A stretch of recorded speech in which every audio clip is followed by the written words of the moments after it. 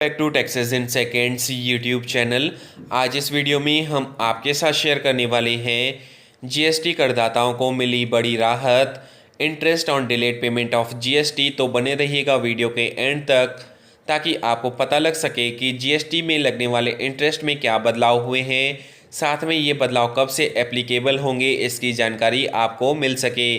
आप देख रहे हैं taxes in seconds YouTube channel.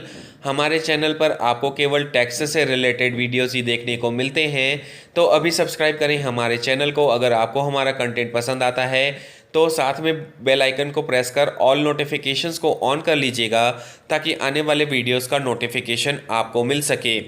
जैसा कि आप स्क्रीन पर देख पा रहे हैं, हमने एक नोटिफिकेशन ओपन किया है जो है notification number 63/2020 central tax dated 25 August 2020।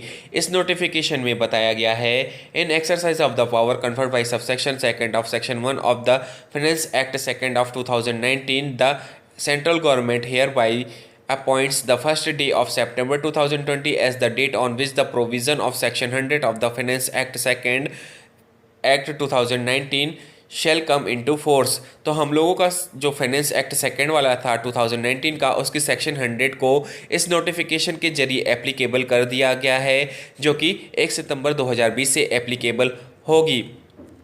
अब आइए देख लेते हैं सेक्शन 100 में क्या बताया गया था फाइनेंस एक्ट सेकेंड 2019 में। तो जैसा कि आप स्क्रीन पर देख पा रहे हैं, हमने फाइनेंस एक्ट सेकंड को ओपन कर लिया है। आइए अब चलते हैं सेक्शन 100 की ओर और देख लेते हैं कि क्या अमेंडमेंट बताया गया है। तो सेक्शन 100 जो है हम लोगों की फाइनेंस एक्ट सेकंड की, उसमें basically amendment in section 50 of CGST act को बताया गया है। तो जैसा कि आप स्क्रीन पर देख पा रहे हैं, हमने सेक्शन 100 को ओपन कर लिया है।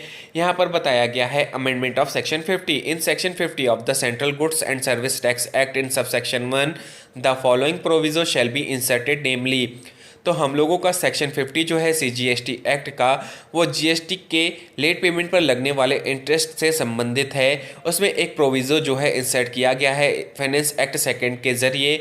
यहाँ पर बताया गया, provided that the interest on tax payable in respect of supplies made during a tax period and declared in the return for the said period furnished after the due date in which in accordance with the provision of section 39। तो अगर हम लोगों के द्वारा GST के return को late file किया जाता है, ड्यू डेट के बाद फाइल किया जाता है, तो उस पर लगने वाले इंटरेस्ट में जो है बदलाव किया गया है। यहाँ पर बताया गया, except where such returns in furnished after commencement of any proceeding under section 73 और section 74 in respect of the said period shall be levied on that portion of the tax that is paid by debiting the electronic cash ledger. तो अगर आपके द्वारा section 39 के according GST का payment किया जाता है ड्यू डेट के बाद, तो इंटरेस्ट का पेमेंट करना होता है, जो कि हम लोगों के द्वारा पहले ग्रॉस टैक्स लायबिलिटी पर करना होता था। बट इस प्रोविज़ो के इंसर्ट होने के बाद हम लोगों को जो है जीएसटी में लगने वाले लेट पेमेंट पर इंटरेस्ट का कैलकुलेशन नेट टैक्स लायबिलिटी पर करना होगा।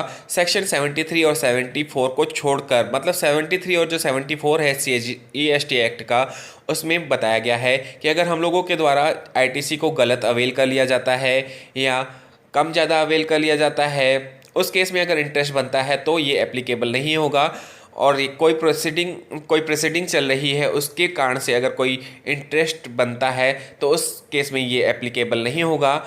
और सेक्शन 39 के अकॉर्डिंग हम लोगों के द्वारा अगर रिटर्न फाइल किया जा रहा है किसी टैक्स पीरियड का ड्यू डेट के बाद, और जो पोर्शन टैक्स लायबिलिटी का कैश लेजर का यूज़ करके पेमेंट किया जाएगा, उसी पोर्शन के लिए इंटरेस्ट का कैलकुलेशन करना होगा। दैट मीन्स कि नेट लायबिलिटी के लिए इंटरेस्ट का कैलकुलेशन करना होगा, जो कि एक बड़ी रिलीफ होगी हर जीएसटी टैक्स पेयर के लिए। तो यही था अपडेट जो हमें आपके साथ शेयर करना था। अगर आपको ये वीडियो पसंद आया है तो लाइक कीजिएगा, इम्पोर्टेंट लगता है तो शेयर कीजिएगा। Thanks for watching.